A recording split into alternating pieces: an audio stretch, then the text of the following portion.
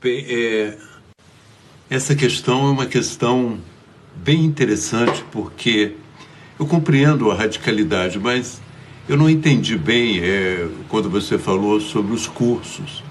É claro que um curso sobre o século XVI, um curso com ideias do século XVI, é difícil de criminalizar.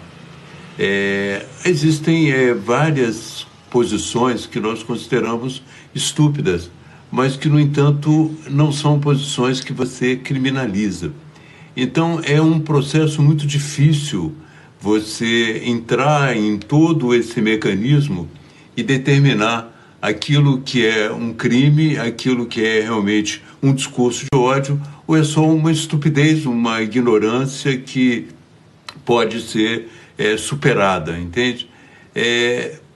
Como é que você vê isso? Você acha que não é perigoso quando a gente entra nesse processo de avaliar os pensamentos retrógrados, da gente confundir o reacionário puro e simples com aquela pessoa que odeia?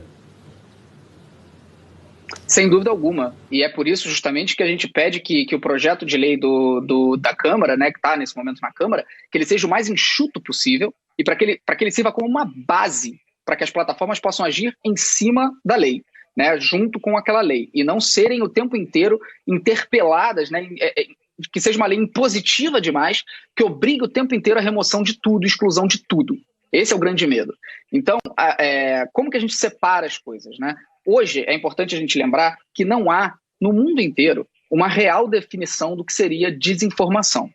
Então, o projeto de fake news, ele já parte de uma premissa que ele não tem onde se sustentar. Porque a sustentação que seria o que é uma desinformação, ela não existe. Então, ele já fica bambo, ele não consegue ter uma base sólida.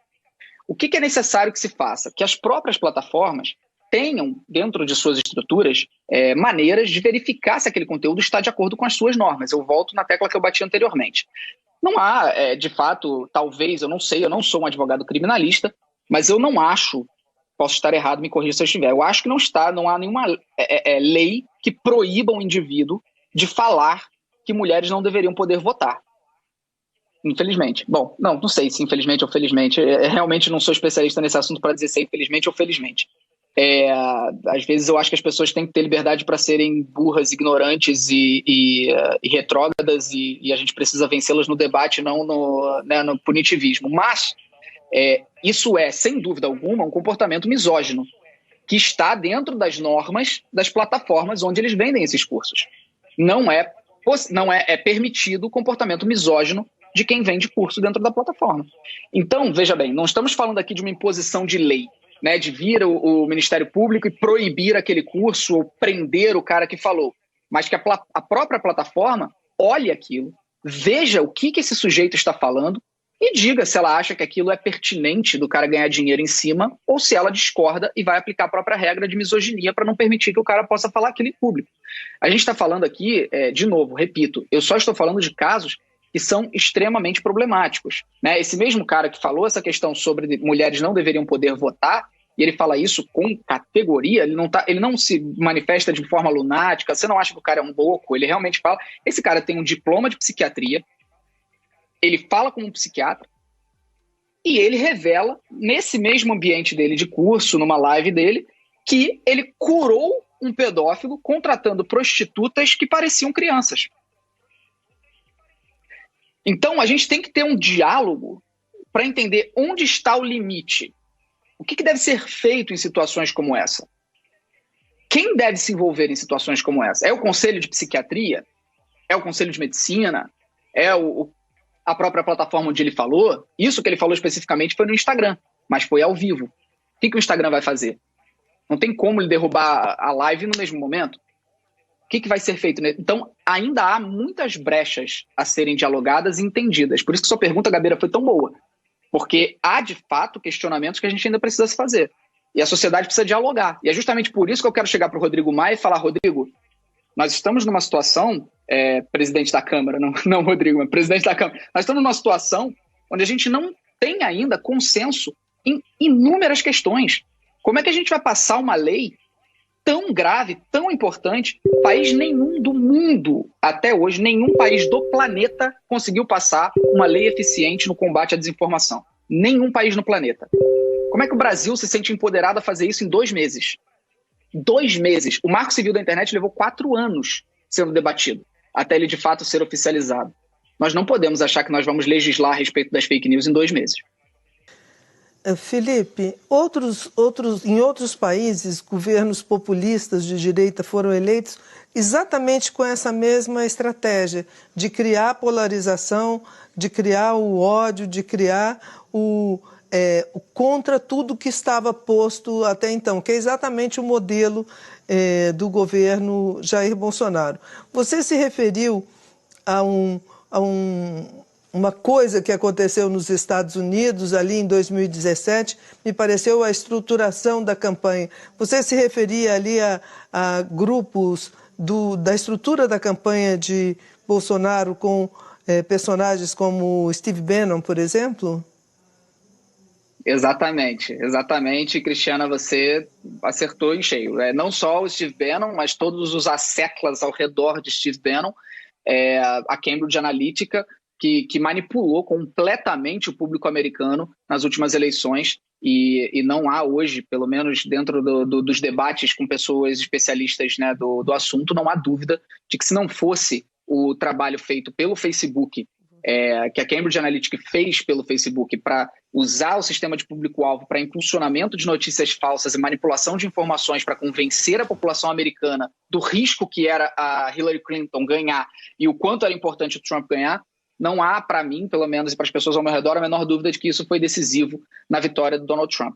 E nós sabemos, né, isso está muito claro, até porque foram postadas fotos que integrantes da família Bolsonaro se reuniram com o Steve Bannon. Isso aí está público para todo mundo ver.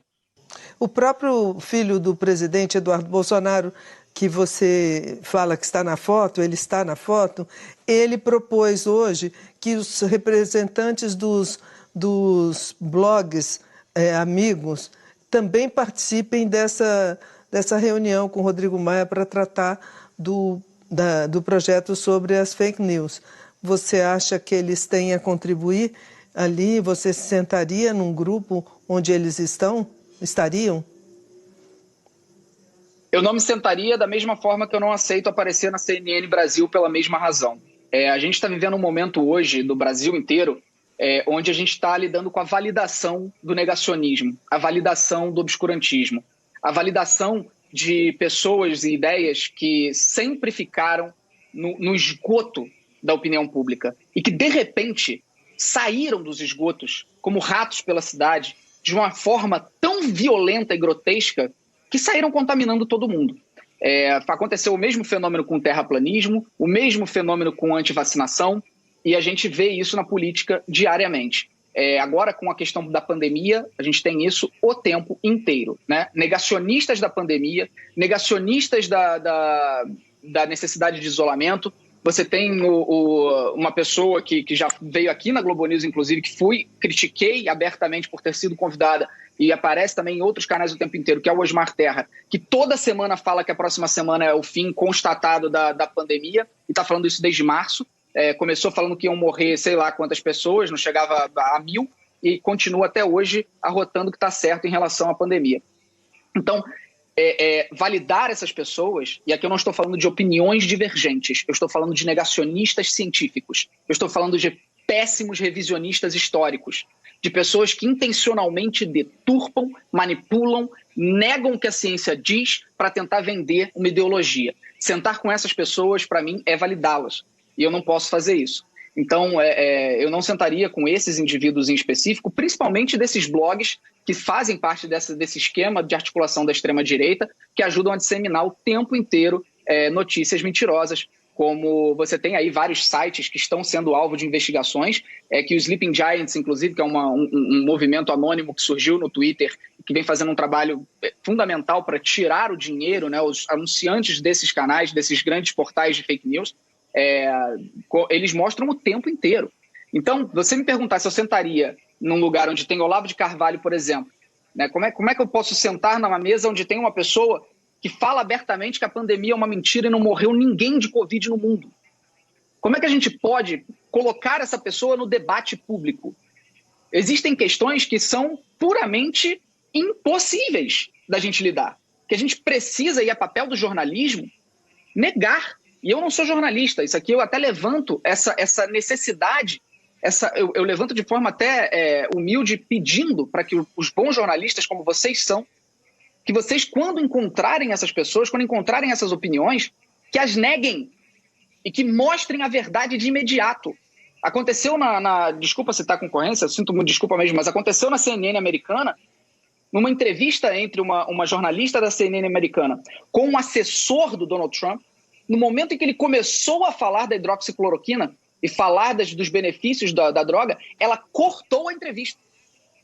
Porque não havia embasamento científico para o que ele estava falando, ele não era um médico, ele não tinha a menor condição de falar sobre aquilo, e ela encerrou a entrevista naquele momento, primeiro tentando alertá-lo para mudar de assunto, ele insistiu e ela encerrou a entrevista. Esse é o papel do bom jornalismo em termos de instrução para o povo. O povo, quando vê um canal de televisão trazendo o Osmar Terra para falar o que fala, valida.